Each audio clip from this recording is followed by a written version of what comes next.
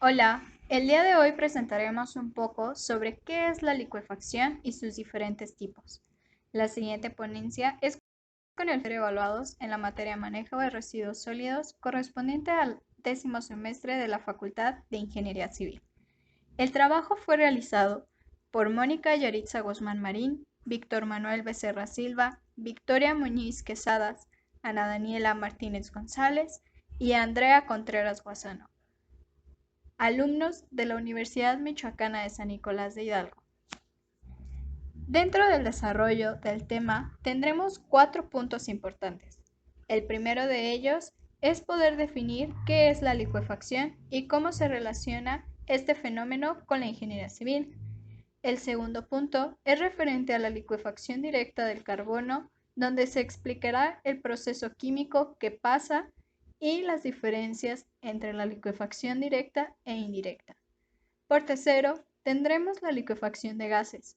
Aquí conoceremos a detalle su proceso y aplicaciones. El último, pero no menos importante, la licuefacción de suelos, donde se explicarán algunas de sus causas y consecuencias. Bien, comencemos. La definición de licuefacción es bastante sencilla de comprender. Hablando en términos generales, es paso de un componente u objeto, pasa de un estado gaseoso a un estado líquido. Este proceso se lleva gracias a una sobrepresión elevada.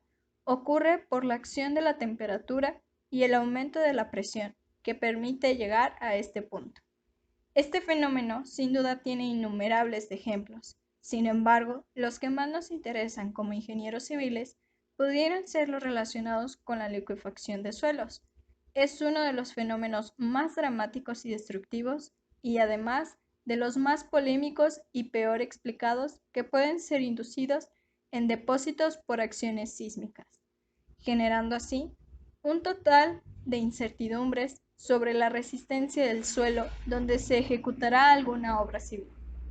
Pero bien, a continuación viene mi compañera Mónica explicando más sobre este interesante tema.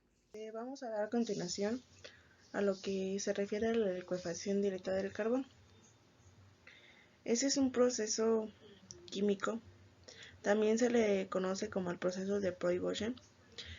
Esto se da que el carbón se convierte directamente a una mezcla de hidrocarburos líquidos denominada como crudo sintético. Aunque existen muchas variantes del proceso, todos coinciden en que primero se disuelve el carbón con un disolvente a alta presión y a alta temperatura, para luego añadir un hidrógeno, que se crea un hidrocaqueo. El hidrocaqueo es un proceso de hidrogenación catalítica en que materias primas de alto peso molecular son hidrogenadas y convertidas a productos de bajo peso molecular. Todo esto a una presencia de un catalizador, obviamente. En el tercero, pues es el producto obtenido de un crudo sintético que a continuación hay que refinar consumiendo más hidrógeno. Hay que hacer una comparativa en lo que se refiere en licuefacción directa e indirecta, en que consiste generar primero gas de síntesis y luego es convertido en hidrocarburos líquidos mediante una reacción de Fischer-Tropsch. Bueno, la licuefacción directa presume el poder rendimiento energético del 67% en comparativa a la licuefacción indirecta, que es un rendimiento energético del 50%.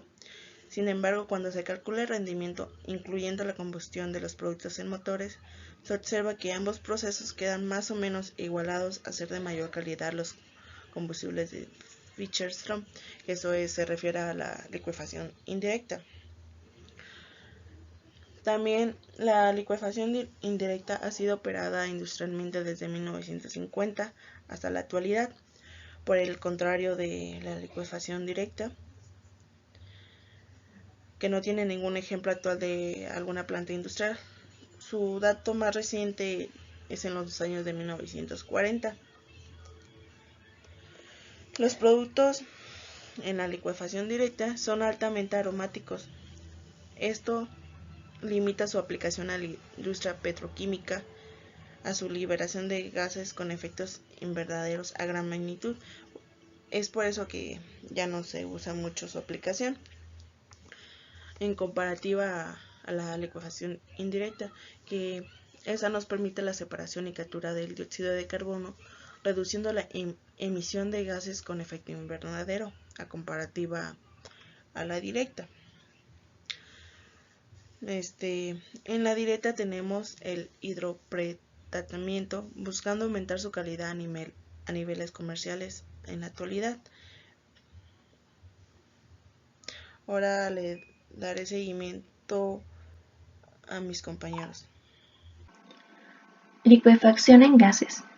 La licuefacción de los gases es el cambio de estado que ocurre cuando una sustancia pasa del estado gaseoso a líquido, por el aumento de presión y la disminución de la temperatura, llegando a una sobrepresión elevada. La licuefacción de los gases fue descubierta en 1818 por el químico británico Michael Faraday, cuando sometió el amoníaco a grandes presiones y bajas temperaturas hasta su condensación, obteniendo así la transformación de gas a líquido. La licuefacción de gases incluye una serie de fases utilizadas para convertir un gas en estado líquido. Los procesos se utilizan para fines científicos, industriales y comerciales. Muchos de los gases se pueden poner en estado líquido a presión atmosférica normal por simple refrigeración, pero otros, como el dióxido de carbono, requieren presurización. Esto se trata de la acción que se desarrolla para resguardar en cierto ámbito las condiciones normales de presión atmosférica, aun cuando en el exterior dicha presión sea muy diferente. La licuefacción de los gases es un proceso complicado que utiliza diferentes compresiones y expansiones para lograr altas presiones y temperaturas muy bajas. En la primera fase, el gas se somete a procesos de compresión isotérmica. Después pasa a la segunda fase, en donde se somete a procesos de expansión adiabática, logrando así pasar de estado gaseoso a líquido. En la tercera fase se reduce la temperatura del gas a menos 162 grados centígrados y finalmente se transporta. Esto se puede hacer de manera más sencilla, ya que el proceso de licuefacción reduce su volumen hasta 600 veces. Este proceso se inicia en el tanque reductor de presión de entrada, donde se disminuye la presión del gas natural. Después se remueven las impurezas del gas natural como ácidos, gases, agua y mercurio. Luego pasa por el intercambiador congénito, que reduce su temperatura a menos 163 grados centígrados, y es ahí en donde se convierte en licuefacción. El gas natural licuado se almacena en tanques especiales hasta su despacho. La licuefacción se utiliza para el análisis de las propiedades fundamentales de las moléculas de gas, para el almacenamiento de gases, por ejemplo, el GLP, la refrigeración y el aire acondicionado. En estos, el gas licuado dentro del condensador libera el calor de vaporización y se evapora en el evaporador, donde el calor de vaporización es absorbido.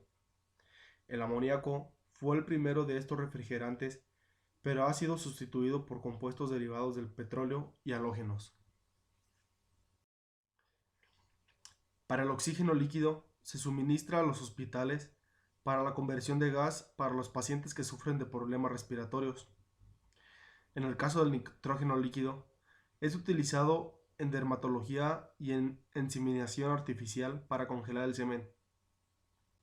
Para el caso del cloro licuado, es transportado para su eventual solución en el agua, tras lo cual se utiliza para la purificación del agua, el saneamiento de los desechos industriales, aguas residuales y piscinas, blanqueo de pasta de papel, textiles y fabricación de tetracloruro de carbono, glicol y otros muchos compuestos orgánicos, así como el fósgeno de gas. Para la licuefacción de helio, la presión en el punto de ebullición de helio líquido es de menos 268.93 grados centígrados. El helio líquido tiene muchas propiedades asombrosas, como el ascenso de las paredes exhibiendo cero viscosidad. También hay efectos negativos causados por el fenómeno de licuefacción. Pueden resultar también asombrosos. En algunos casos, los materiales o construcciones se hunden, así como tragados por la tierra. Licuefacción en suelos. Es un fenómeno en el cual los terrenos, a causa de saturación de agua y particularmente en sedimentos recientes como arena o grava, pierden su firmeza y fluyen como resultado de los esfuerzos provocados en ellos, debido a temblores. Existen varias causas que provocan la licuefacción en suelos. Entre ellos se encuentran la magnitud y duración del movimiento sísmico, ya que está relacionada con la magnitud de los esfuerzos y deformaciones inducidos en el terreno.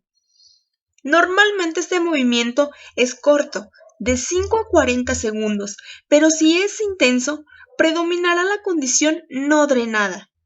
La granulometría del suelo es algo muy importante, ya que hay suelos más susceptibles a sufrir licuación y son aquellos que poseen granulometría uniforme.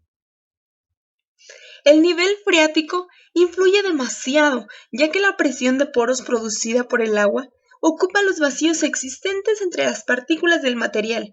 Debido a la posición del nivel freático, se incrementa por efecto de la vibración producida en el movimiento sísmico. Algunos de los suelos susceptibles a la licuación son las arenas limosas, saturadas, las arenas finas redondeadas, las arenas limpias y los rellenos mineros. Debido a la gran cantidad de agua intersticial que presentan, las presiones son tan elevadas que un seísmo, una carga dinámica o la elevación del nivel freático pueden aumentarlas, llegando a anular las tensiones efectivas. La única solución para evitar la licuefacción es que toda obra construida en esas zonas debe contar con estudios previos y detalles que caracterizan el tipo de suelo que presenta el sitio.